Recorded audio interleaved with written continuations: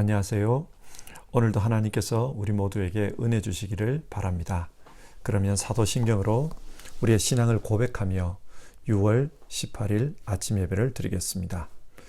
나는 전능하신 아버지 하나님 천지의 창조주를 믿습니다. 나는 그의 유일하신 아들 우리 주 예수 그리스도를 믿습니다. 그는 성령으로 잉태되어 동정녀 마리아에게서 나시고 본디오 빌라도에게 고난을 받아 십자가에 못 박혀 죽으시고 장사된 지 사흘 만에 죽은 자 가운데서 다시 살아나셨으며 하늘에 오르시어 전능하신 아버지 하나님 우편에 앉아 계시다가 거기로부터 살아있는 자와 죽은 자를 심판하러 오십니다. 나는 성령을 믿으며 거룩한 공교회와 성도의 교제와 죄를 용서받는 것과 몸의 부활과 영생을 믿습니다. 아멘. 찬송가 90장입니다. 옛날 찬송가는 98장입니다. 주 예수 내가 알기 전 우리 1절 부르고요. 같이 기도하겠습니다. 90장입니다.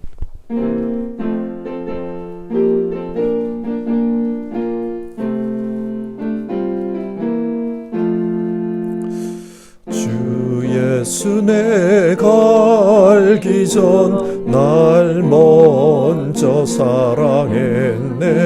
그 크신 사랑 나타나 내 영혼 거듭났네.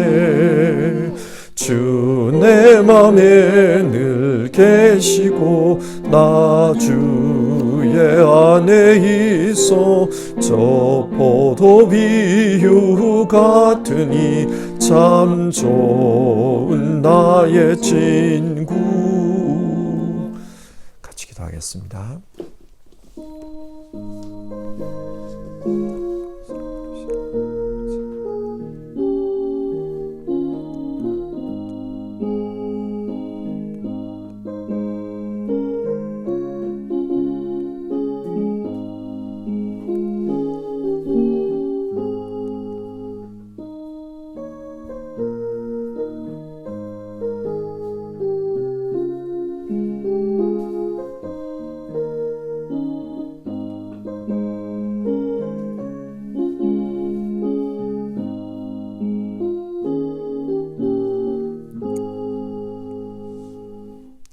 사랑 많으신 하나님, 하나님의 사랑에 감사를 드립니다.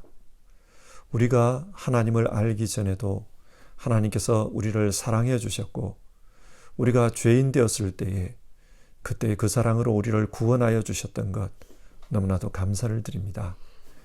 우리의 일상 속에 하나님의 구체적인 사랑을 생각합니다. 우리는 하나님에 대해서 다 알지 못했지만 또 세밀하게 계획해서 그렇게 하나님을 사랑하지 못했지만 하나님께서는 우리에게 구체적으로 그리고 시를 따라 때에 맞춰 아주 구체적으로 우리를 사랑해 주신 것 너무나도 감사를 드립니다. 하나님의 그 사랑을 기억하고 오늘 하루도 하나님 앞에서 살기 원합니다. 하나님 앞에 예배하는 모든 성도님들 정말 하나님의 사랑에 잠겨서 그 사랑 속에서 깊이 하나님과 함께 그렇게 살아가는 오늘 하루 될 수 있도록 도와주시옵소서. 이 예배 가운데 하나님의 마음이 우리 성도님들에게 전달될 수 있도록 역사해 주시옵소서. 성령 하나님의 역사를 간청드리며 귀하신 예수님의 이름으로 기도드립니다. 아멘. 오늘 읽으실 하나님의 말씀은 역대하 13장 4절에서 12절까지 말씀입니다. 역대하 13장 4절에서 12절 한 절씩 교독해서 읽겠습니다. 13장 4절입니다. 아비야가 에브라임 산 중 스마라임 산 위에 서서 이르되 여로보암과 이스라엘 무리들아 다 들으라. 이스라엘 하나님 여호와께서 소금 언약으로 이스라엘 나라를 영원히 다윗과 그의 자손에게 주신 것을 너희가 알 것 아니냐.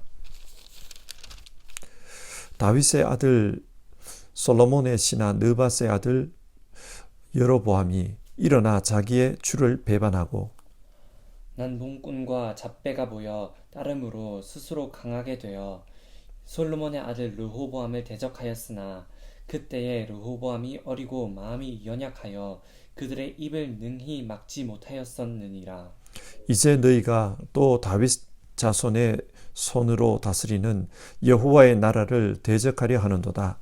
너희는 큰 무리요 또 여로보암이 너희를 위하여 신으로 만든 금송아지들이 너희와 함께 있도다. 너희가 아론 자손인 여호와의 제사장들과 레위 사람들을 쫓아내고 이방 백성들의 풍속을 따라 제사장을 삼지 아니하였느냐. 누구를 막론하고 어린 숫송아지 한 마리와 순양 7마리를 끌고 와서 장립을 받고자 한 자마다 허무한 신들의 제사장이 될 수 있도다.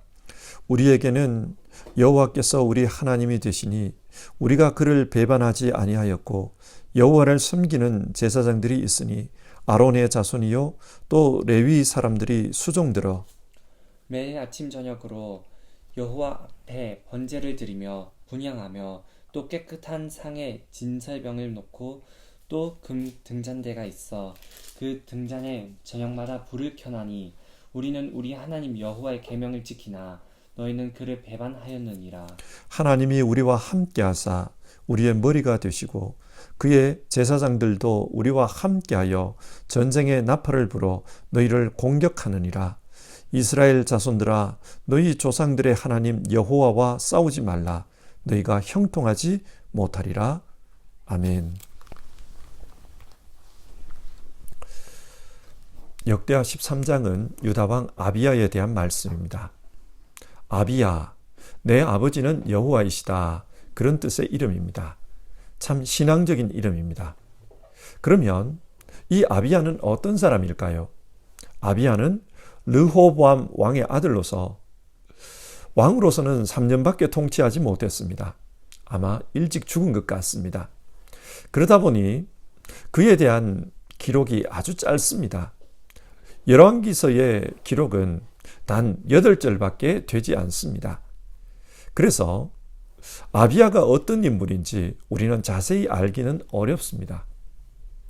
그런데 열왕기서는 그 짧은 기록을 통해 아비야를 부정적인 인물로 평가하고 있습니다. 열왕기상 15장 3절의 말씀인데요. 아비야는 그의 아버지가 지은 죄를 모두 그대로 따라갔으며 그의 조상 다윗의 마음과는 달라서 주 하나님 앞에서 온전하지 못하였다. 열왕기서는 아비야를 악한 왕으로 묘사하고 있습니다. 하지만 역대기의 평가는 전혀 다릅니다. 아비야를 아주 경건한 인물로 소개하고 있습니다. 여러분, 동일한 인물에 대한 평가가 왜 이렇게 다를까요? 이 질문을 가지고 성경 말씀을 같이 한번 살펴봅시다. 역대하 12장 15절에 따르면 남왕국과 북왕국 사이에는 항상 전쟁이 있었습니다. 그리고 그 전쟁은 아비야 때에도 일어났습니다. 아마 남쪽에 왕이 바뀌었기 때문에 국정이 어수선한 틈을 타서 북쪽에서 쳐들어온 것이 아닌가 그렇게 생각됩니다.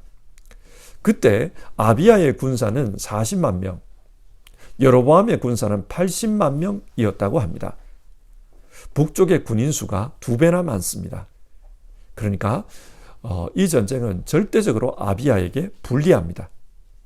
자, 이런 상황에서 아비야가 여로보암과 북이스라엘의 군대를 향해서 연설을 합니다. 그 연설 내용이 4절부터 12절에 기록이 되어 있습니다. 그러면 어떤 내용으로 연설을 합니까? 먼저 아비야는 하나님께서 다윗과 소금 언약을 맺었다. 그 말씀을 합니다. 소금은 성질이 변하지 않습니다. 그처럼 하나님의 언약도 영원히 변하지 않는다. 그것을 상징해서 소금 언약이라고 말합니다. 그러면 하나님께서 다윗과 어떤 내용으로 영원한 언약을 맺었습니까? 이스라엘 나라를 영원히 다윗과 그의 자손에게 다스리게 하겠다.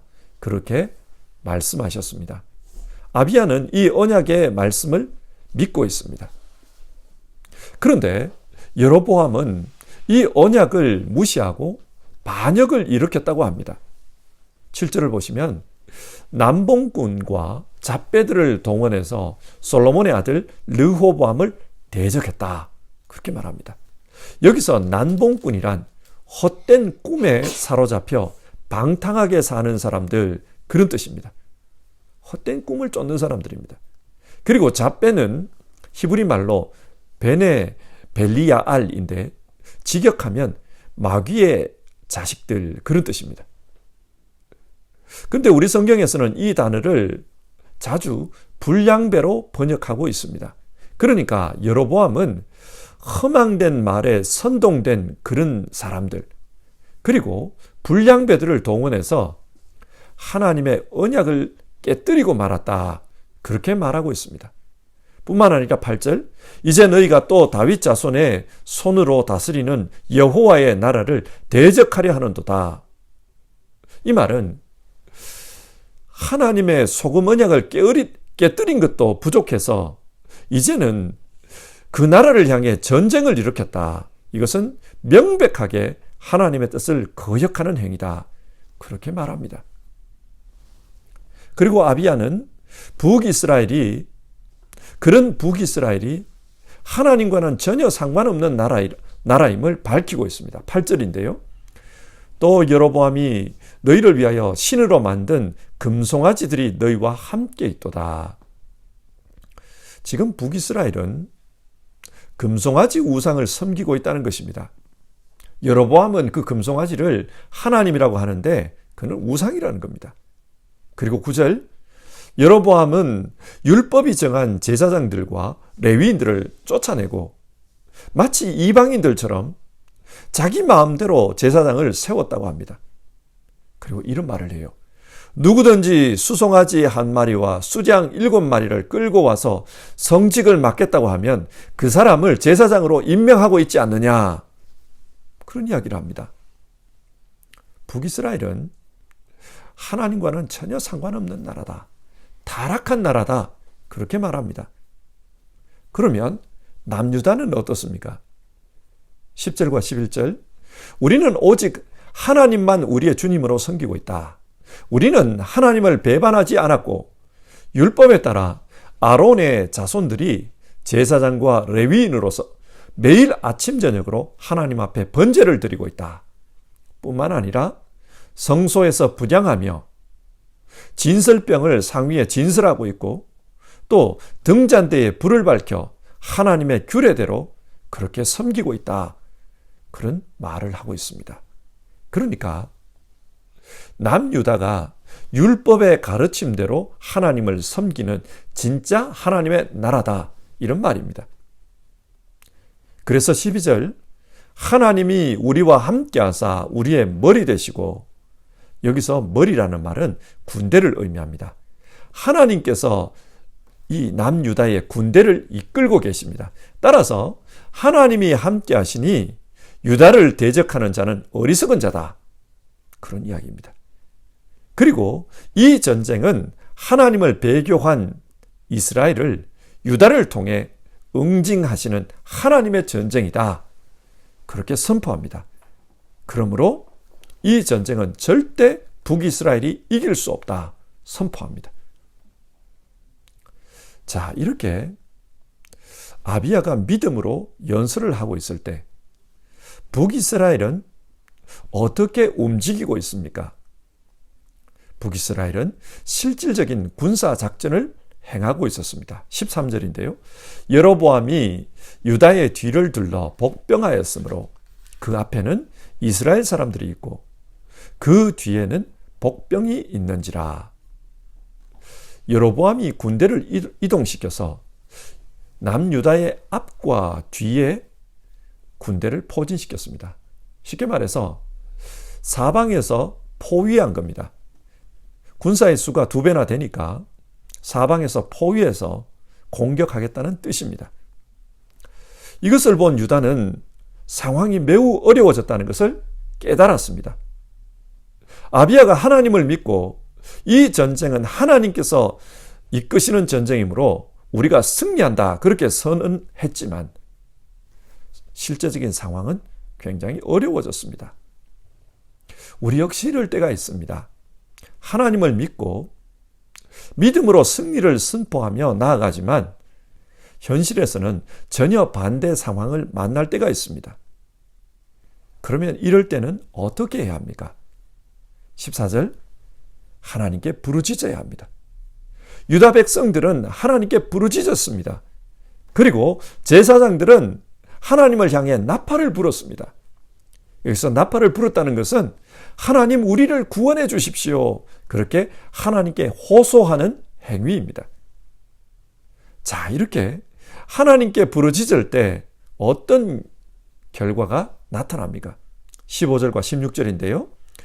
유다 사람이 소리를 지를 때에 하나님이 여로보암과 온 이스라엘을 아비야와 유다 앞에서 치시니 이스라엘 자손이 유다 앞에서 도망하는지라.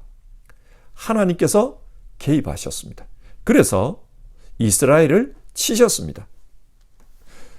성경은 하나님께서 어떻게 개입하셨는지에 대해서는 구체적으로 말하지 않습니다. 그러나 분명한 것은 하나님께서 기적을 행하셨다는 것입니다. 그래서 북이스라엘의 80만 군사 중에 50만 명이 죽었다고 합니다. 60%가 죽은 겁니다. 그러자 북이스라엘이 당황해서 항복합니다. 그래서 아비야는 여로보암으로부터 베델 등 여러 지역을 빼앗았다. 성경 그렇게 기록하고 있습니다. 하나님은 자신을 믿고 부르짖는 자의 기도를 외면하지 않습니다. 이것은 오늘 성경에만 나오는 이야기가 아닙니다. 어떤 책에서 읽은 이야기입니다. 어떤 한 가정이 있었는데 이 가정은 하나님을 믿는 가정이었습니다. 그런데 이 가정에는 두 종류의 신앙이 공존하고 있었습니다. 그 집안의 아버지는 하나님을 믿지만 어려운 일이 생기면은 사람들을 찾아가서 부탁하고 그렇게 문제를 해결하려고 하는 분이었습니다. 아는 사람에게 전화를 걸고 말 그대로 초등학교 동창부터 시작해서 자신이 아는 모든 인맥을 동원해서 사람을 통해 문제를 해결하려고 했습니다. 이분은 현실적인 대안을 더 중요시 여기는 분이었습니다. 그러나 그 집의 어머니는 문제가 생기면 그때부터 하나님 앞에 엎드려 기도하는 그런 분이었습니다. 1994년 이 집안의 아들이 유명한 대기업에 취직이 되었다고 합니다. 그 아들은 별로 유명하지 않은 대학을 졸업했습니다. 그런데 아주 유명한 대기업에 취직이 된 겁니다. 그래서 가족들은 참 잘됐다 그러면서 축하를 했어요. 그렇지만 아들이 대기업에 취직을 하고 나니까 또 욕심이 생겼어요. 이 아들이 그 대기업의 지방 공장에 취직이 되면 어떡하지? 지방에 발령받으면 어떡하지? 그런 걱정을 했습니다. 그런데 정작 그 아들은 지방에 발령받는 것, 그것 때문에 걱정한 게 아니라 하나님께 서원한 것 때문에 걱정하고 있었습니다. 그 당시 그 아들은 자기 가족이 다니는 그 교회에서 주일학교 교사로 섬기고 있었는데 하나님께 이렇게 서원 기도를 한 거예요. 만약에 하나님 직장 때문에 내가 교사 일을 더 이상 할 수 없다면 차라리 직장을 포기하겠습니다. 그렇게 서원 기도를 한 겁니다. 그리고 가족들이 너는 별로 좋은 대학을 안 나왔으니까 지방 공장에 취직될 수도 있겠다. 그런 말을 하니까 이 아들이 마음에 걱정이 된 거예요. 그래서 지방으로 가면은 매주일 주일학교 교사로 섬길 수 없으니까 이러면 문제가 된다는 겁니다. 그래서 식사를 하면서 가족들에게 그 이야기를 했어요. 그러자 당장에 그 아버지가 이런 이야기를 합니다. 내가 인맥을 동원해서 문제를 한번 해결해 보겠다. 그리고는 실제로 자신들의 지인들에게 이 문제를 막 알아봤어요. 그러니까 자기가 아는 지인의 동생이 그 기업 인사팀에 있다는 것을 알아냈습니다. 그리고 300만 원만 주면 집에서 가까운 또 다른 그 공장에 출퇴근할 수 있게 해주겠다. 그런 약속을 받아냈습니다. 그래서 아들에게 자랑을 하는 거예요. 내가 해결책을 찾아냈다. 그러자 아들이 화를 냅니다. 아버지, 이게 뭡니까? 하나님 앞에 서원한 기도 때문에 지금 걱정을 하는데 뇌물을 써서 문제를 해결하겠다. 아버지, 아들 인생 망칠 일이 있습니까? 그러면서 화를 냈어요. 그러자 그 말을 들은 아버지가 또 화가 났습니다. 네가 세상 물정을 몰라서 그렇지 믿음이 밥 먹여주냐? 믿는다고 다 되는 줄 아냐? 세상 그런 게 아니야. 그러면서 밥상에서 숟가락을 던져버렸습니다. 집안 분위기가 험악해졌어요. 그런 가운데 어머니는 기도하기 시작했습니다. 그리고 드디어 인사 발령이 나는 날이었습니다. 근데 여러분, 이 아들이 어디에 발령이 났을까요? 이 아들은 본사 수출부에 발령을 받았습니다. 그래서 집에서 출퇴근할 수 있게 되었어요. 명문대 출신도 아닌데 어떻게 본사에 발령을 받을 수 있었냐? 다들 의아했습니다. 그러나 그 어머니는 웃었습니다. 왜 웃었을까요? 하나님께서 부르짖는 자의 기도를 들어주신다. 하나님께서 기도를 들어주셨다는 것을 믿기 때문입니다. 하나님은 믿음으로 살다 어려움에 처한 그 아비야의 기도를 들어주셨습니다. 그래서 이 아비야를 통해 역사를 나타내십니다. 오늘 본문에서 아비야가 베델을 빼앗았다고 했는데 이게 무슨 의미일까요? 여로보암은 북이스라엘의 베델과 단에 금송아지 우상을 만들어 섬기게 했습니다. 그런데 하나님께서 그 베델을 아비야로 하여금 정복하게 한 겁니다. 하나님은 이걸 통해 여로보암이 섬기는 그 금송아지는 아무것도 아니다라는 것을 사람들에게 밝히 드러내신 겁니다. 오늘 본문 18절은 이 전쟁의 승리에 대해서 이렇게 설명합니다. 유다 자손이 이겼으니 이는 그들이 그들의 조상들의 하나님 여호와를 의지하였습니다. 하나님께 의지하고 부르짖은 결과 이 전쟁을 승리했다는 것입니다. 그리고 가짜 신앙을 퍼뜨리고 있었던 그 여로보암을 하나님이 심판하십니다. 20절인데요. 아비야 때에 여로보암이 다시 강성하지 못하고 여호와의 치심을 입어 죽었고 아비야는 점점 강성하며 여로보암은 이 전쟁의 충격으로 더 이상 회복하지 못한 상태에서 죽었다. 그렇게 말합니다. 하지만 아비야는 점점 더 강성해졌다고 합니다. 근데 여러분, 실제 역사를 보면요. 여로보암은 주전 931년부터 910년까지 22년 동안 통치하다 죽었습니다. 910년에 죽었습니다. 그리고 아비야는 주전 913년부터 911년까지 통치하다 죽었습니다. 자, 그러면 누가 먼저 죽은 겁니까? 여로보암은 주전 910년, 아비야는 주전 911년에 죽었습니다. 아비야가 1년 먼저 죽은 겁니다.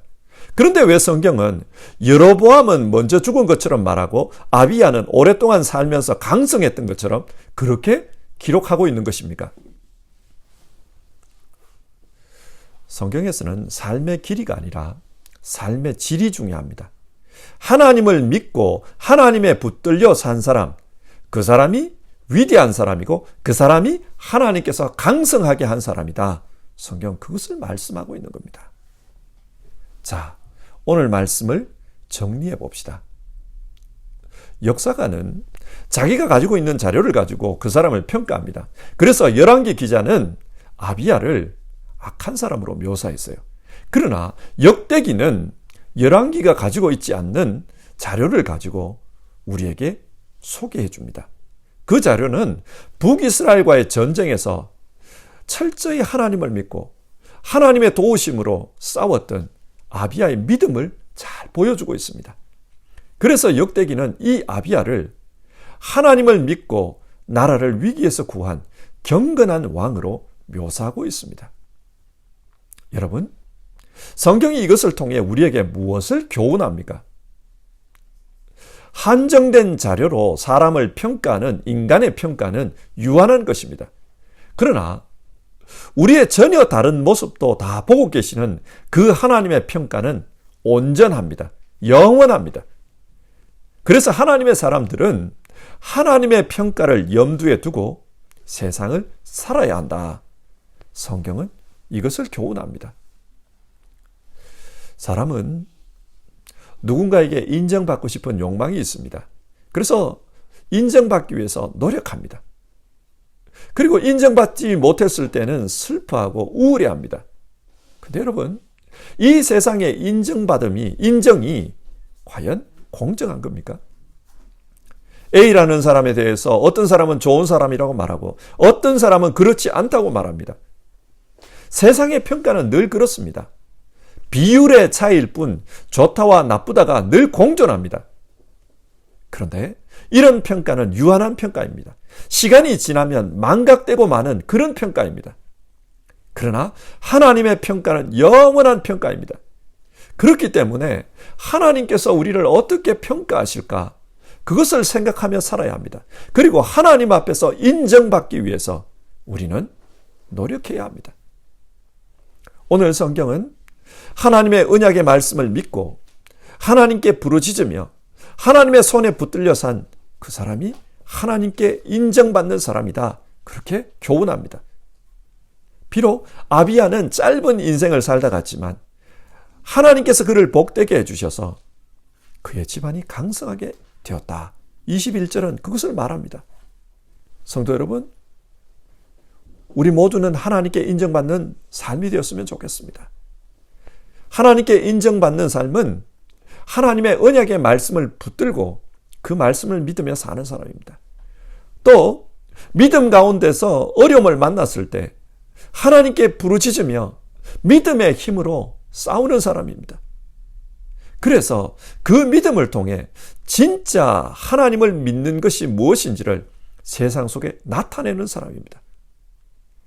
이런 사람들은 세상의 금송아지 우상을 부서뜨립니다.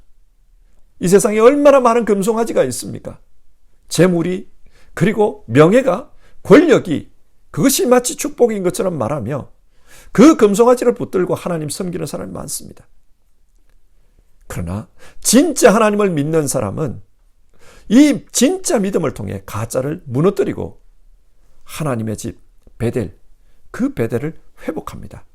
이처럼 우리도 바른 신앙으로 하나님을 나타내는 그런 삶이 되었으면 좋겠습니다. 그래서 우리 자신들이 정말 베델, 하나님의 집이 되어 하나님의 집을 회복하는 그런 신앙인이 되었으면 좋겠습니다. 함께 찬송하고 기도하겠습니다. 369장입니다. 369장. 옛날 찬송가는 487장입니다. 죄짐 맡은 우리 구주. 우리 1절 부르고 기도하겠습니다.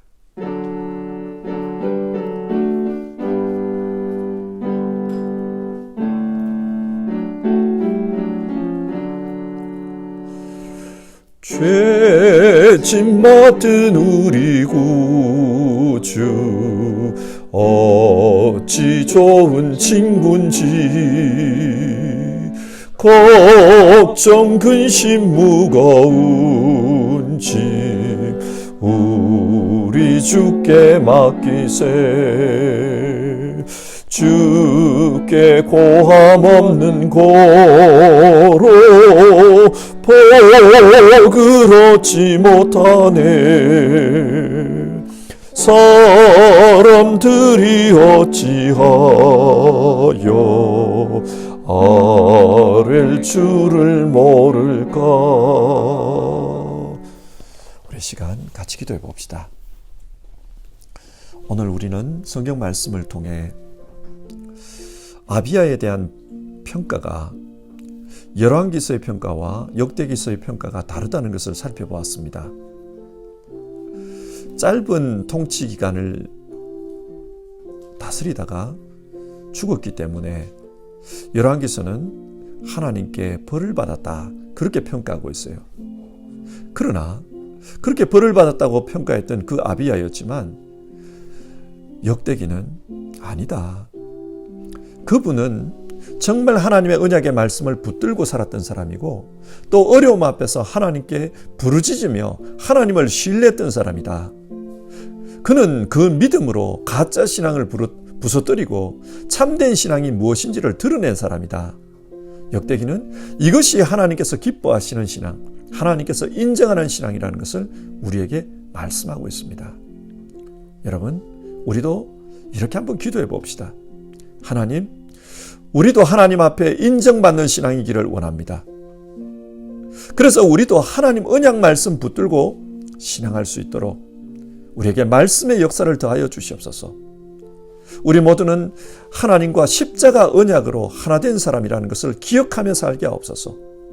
우리 주 예수님께서 포도나무이시며 우리는 가지임을 알고 늘 예수님께 붙어 언약으로 하나 되어 주님과 동행하는 그런 삶을 살게 하옵소서.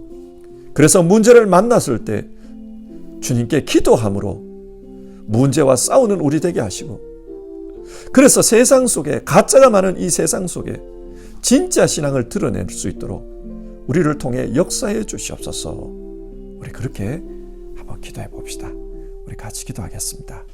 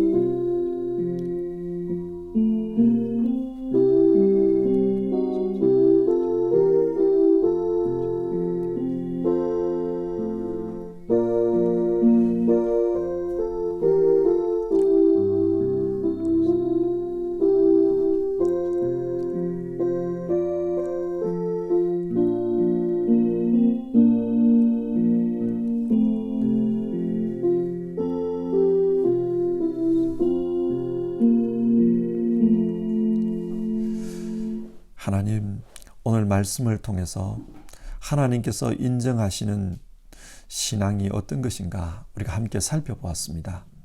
하나님께서 인정하는 신앙은 하나님의 언약의 말씀을 붙들고 사는 신앙이다. 우리가 그렇게 말씀 나누었습니다. 우리 모두는 예수님의 십자가 언약으로 하나님과 분트가 된 사람이다. 우리 그것을 압니다. 우리 주님은 포도나무이고 우리는 가지인 것처럼 그렇게 주님과 분트가 된 신앙이라는 것을 알고 늘 예수님과 동행하는 그런 신앙으로 살게 하옵소서. 이 세상에서 예수님 말씀 붙들고 또 예수님 닮기 위해서 또 예수님 따라가기 위해서 힘쓰고 애쓰는 그런 우리 신앙 될 수 있도록 도와주시옵소서. 세상에서 살면서 어려움 만났을 때 그때는 우리와 분투이신 예수님을 믿으며 기도로서 싸우는 사람들 다 되게 하옵소서. 아비야는 이 기도를 통해 하나님께 인정받는 사람이 되었습니다. 우리도 하나님 앞에 기도하는 신앙 되게 하여 주시옵소서. 그리고 가짜가 많은 세상 속에 정말로 참된 신앙을 통해 하나님을 믿는 것이 무엇인지를 드러내는 우리 되게 하옵소서. 그래서 베델에 있는 그 금송아지를 부서뜨리고 정말 하나님의 집 베델을 회복했던 아비야처럼 우리 모두도 정말 하나님의 집, 우리 각자가 하나님의 집, 그 집으로서 온전하게 설 수 있도록 도와주시옵소서. 하나님, 오늘도 예배하면서 하나님 앞에 인정받는 신앙인으로 살기 원합니다. 정말 언약의 말씀 붙들고 살기 원합니다. 기도하며 싸우기 원합니다. 그렇게 하나님 앞에 다짐하며 하루를 시작하는 모든 성도님들에게 주님의 은총이 또 주님의 사랑이 임하게 하여 주시옵소서. 하나님의 뜻이 우리 성도님들을 통해 다 이루어지게 하옵소서. 우리 주님 예수님의 이름으로 기도드립니다. 아멘. 하늘에 계신 우리 아버지, 아버지의 이름을 거룩하게 하시며 아버지의 나라가 오게 하시며 아버지의 뜻이 하늘에서와 같이 땅에서도 이루어지게 하소서. 오늘 우리에게 일용할 양식을 주시고 우리가 우리에게 잘못한 사람을 용서하여 준 것 같이 우리 죄를 용서하여 주시고 우리를 시험에 빠지지 않게 하시고 악에서 구하소서. 나라와 권능과 영광이 영원히 아버지의 것입니다. 아멘.